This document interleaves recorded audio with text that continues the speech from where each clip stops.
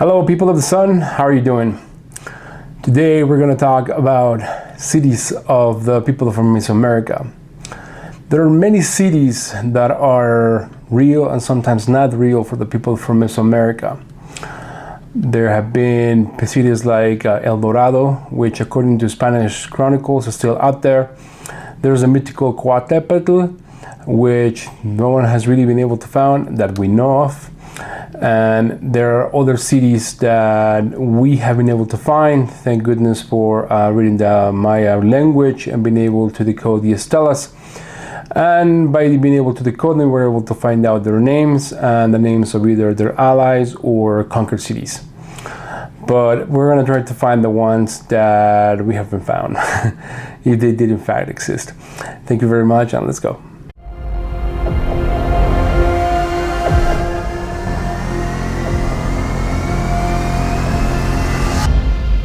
To try to understand where are cities and what was the function of these particular cities for the people of Mesoamerica, we have to understand a little bit about their culture. There are cities made for men and there are cities made for gods. But unfortunately, the threshold or the division between gods and men, it is very narrow. There is not a lot of distinction when a Tlatoani or a Nahal declares himself a god, and the city that he, very seldomly she, was to be under power, was to be the lord of that particular city.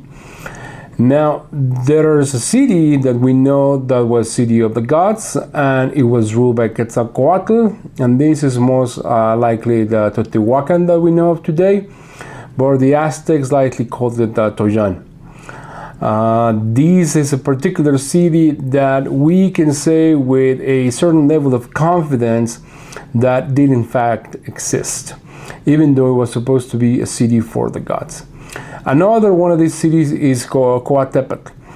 This particular city was a fundamental city, if it did in fact exist, for the theology, culture, and myth of the Aztecs and the Chichimeca overall. Chichimeca taking the house, the Aztec, the Tepanecs, and other tribes. And so this particular city has always eluded archaeologists a lot. It was supposed to be located in the city or the lordship of Coatepec. But I have a hunch that there's a amateur archaeologist, YouTuber actually, that might have found it, which is in the lordship of Coatepec, and it is in a municipality you're just northwest of Coatepec.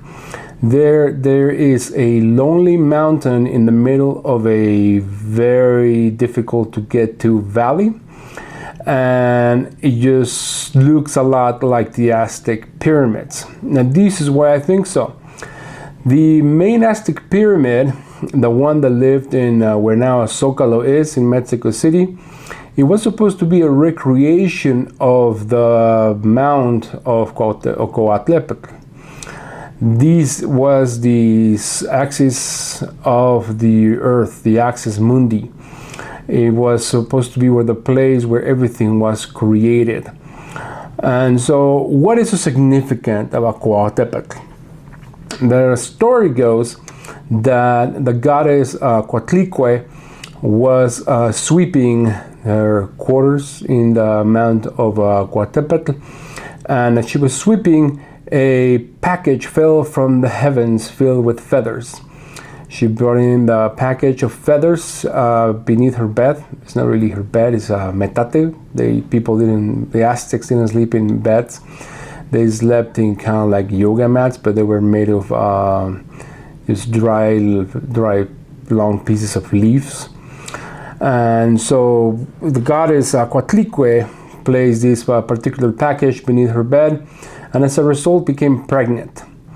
These brought great shame to her daughter Coyolxauhqui, and it brought also great shame to her 400 sons, which are the 400 northern stars. The reason why it brought shame to her children it was because she didn't have a husband. And they were plotting to kill her. And they were ready, they were going to kill her, and then the god inside of Coatlicue, the god Huitzilopochtli, came out and slaughtered her sister Coyolxauhqui and 395 of the 400 sons or the northern stars. This was able to be done because Huitzilopochtli had a fiery serpent tool. And in fact, if we go to the Museum of Archaeology in Mexico today, we can see a representation of Huitzilopochtli's fiery serpent. And Coatlicue is also represented as filled with snakes. Her head is snakes, her skirt is filled with snakes, the shoulders are snakes. And this is probably a representation of the power of Huitzilopochtli that he gave to his mother as a destructive element. When I first saw that statue, I thought to be a goddess is not very pretty, but it wasn't supposed to be pretty. The culture of the Aztec was a very militaristic culture, and as a result, they wanted to exemplify the fierceness of Huitzilopochtli and the fierceness of Coatlicue, as opposed to her beauty. Now, all of this happens in the Codice Florentino, Book 3. Then it begs a question, a very fundamental question. If we assume that this particular mountain happened to be kind of close to Veracruz and Puebla today, then did this myth originated when they arrived in Tenochtitlan or before they arrived to Tenochtitlan? If it happened before they arrived to Tenochtitlan, we have to also assume a couple of things. Number one, there is a long history of pilgrimages that happen to this holy mountain in Coatepetl. If they, meaning the Aztecs, initiated their pilgrimage from, let's say, Aztlan, their original place of origin, all the way to this area between Veracruz and Puebla. Where was Aztlan? How long did it take? Of course, there are no records of this, so we can only speculate as to whether that happened or not. But we do know this. We do know that the god Huitzilopochtli did in fact ask the Aztecs, or the Aztec tribes, the Tepanecs and the Nahuas, and the Aztecs, the Mexicat, to go and look for an eagle devouring a snake. Now, if the god Huitzilopochtli was there before the arrival of the Aztecs to Tenochtitlan, then therefore we can assume that the mythology of the Mount of Coatepetl did in fact precede the arrival of the Aztecs to Tenochtitlan, and very likely a pilgrimage.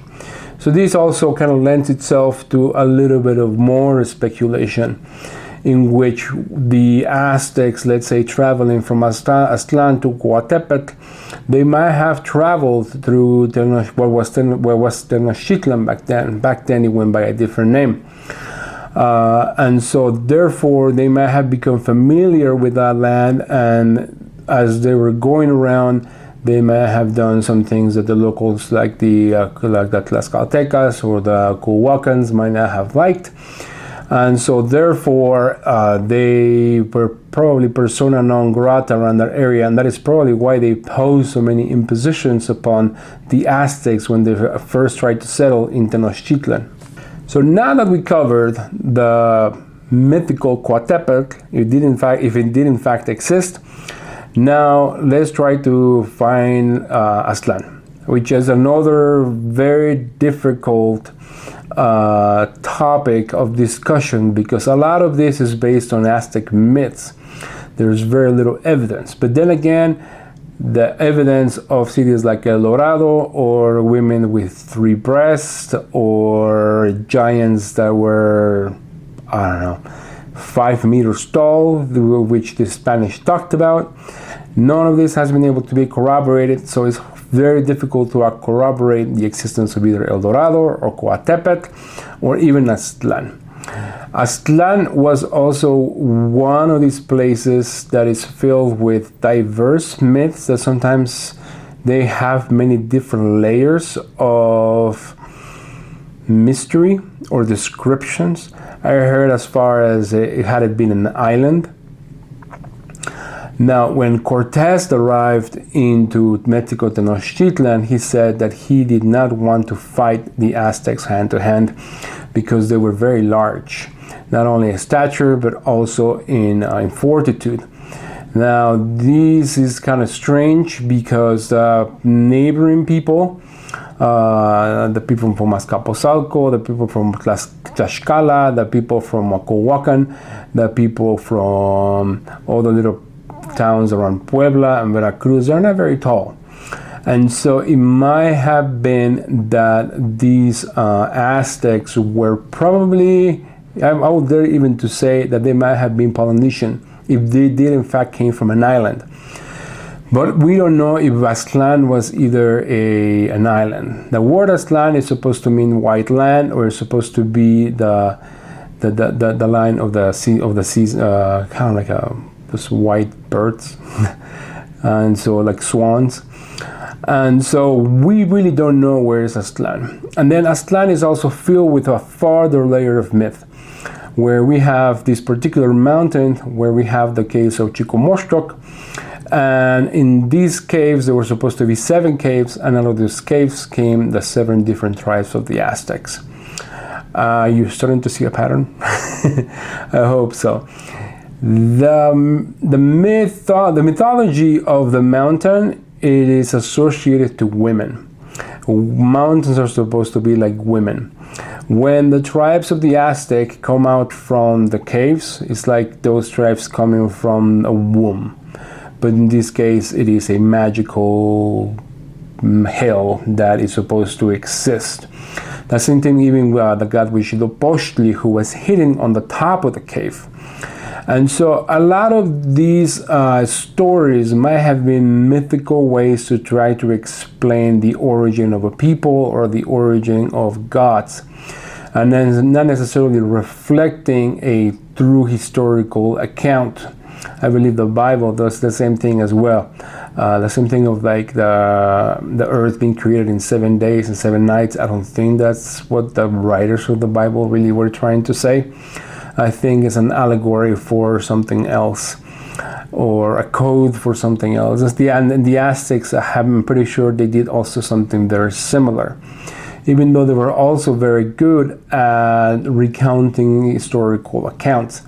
But these historical accounts were also mixed with myth, they were mixed with religion, they were mixed with sometimes political agendas that they might have been able to use for their own personal use, kind of like trying to remain in power, kind of like the kings of Europe as well, with the divine right to rule. And since the Aztecs claiming themselves to be descendants of this particular magical place, that also kind of gave them the divine right to rule as well. Let's go back to the city of El Dorado. The city of El Dorado was never corroborated. There have been many people from the initial arrival of the Spanish into this continent until very recently, early 1900s, where there were serious expeditions to try to find this particular city. Now, there is a lot of controversy as far as how did the people from Mesoamerica use metals. First of all, the gold that the Spanish found was not pure gold. The gold of the people from Mesoamerica was a mixture of gold, silver, and bronze. And so therefore it was not particularly gold used by itself. In fact, a lot of the kind of like chemists or alchemists that the Spanish brought along with them, they complain a lot about this because they did not know how to separate the three, so they could just take the gold since they weighed a lot. And so constructing a city of gold, it would have been very difficult, and it's also not very realistic, because the mines of gold for the Aztecs, even though they were able to in fact extract gold, and they were able to mold it into either jars or masks or earrings or nose rings. They made very small items. There are some myths and descriptions by the Spanish that there were large inscriptions made of gold that fell into the waters of Mexico City. If you want to go find them, I heard stories that they're still there. They are in the road now. That road is now the Plaza of Alameda, which is very close to the Zócalo of Mexico City. Some people claim that maybe here in Utah, that they were able to smuggle the gold and be able to transport it here. Who knows for what? If the people from Mesoamerica treasured more codices and knowledge that they did gold. So if anything, the true treasure that would have been exported out of Mexico City or Mexico Tenochtitlan would have been knowledge or codices as opposed to gold. Gold was decoration, it was decorative, it was used mostly for the kings, and it was a sign of prestige and power, but not necessarily a sign of wealth. It was for the Spanish, but not necessarily for the people from Mesoamerica. It was more of a symbol of power. And now there are some cities that are just way out there, and we can only try to make educated guesses as to what was the name. For example, where the Faculty of Mexican Archaeology is in Mexico is right next to Cuicuilco. This city of Cuicuilco, it is a very strange and mystical city. This is a place where the pyramid inside of the city, it is not it's not square or rectangular, it's circular. And so the magic of the four squares, it did not apply to them, or they did it in a different way. There are many different outlandish stories out there as to how the people from Teotihuacan or Toyon, they were able to have a type of communication with the people of Cuicuilco. The people of Cuicuilco were supposed to have magical powers. They had no walls, according to some legends. That they were able to protect themselves with rays, if that you can believe that. And so this city of Cuicuilco has been filled with so many myths because it's so advanced and so beautiful, but unfortunately most of it is now buried in just rock, because it seems that a volcano exploded and it covered it with lava, and the lava became rock, and some of the immigrants of Cuicuilco went to live at Teotihuacan. And so they probably brought with them the knowledge of Cuicuilco into Teotihuacan, hence the great advancement of technology and just architecture, and the way in which they did irrigation, the way in which they were able to shape obsidian, and they became so wealthy so fast. Anyway, if you want to go find one of those cities, let me know. That would be great to know. Thank you for watching this video. Please subscribe, like. I love making these videos, and I love having interactions with you guys. Anyway, thank you very much, and have a great one. Bye-bye.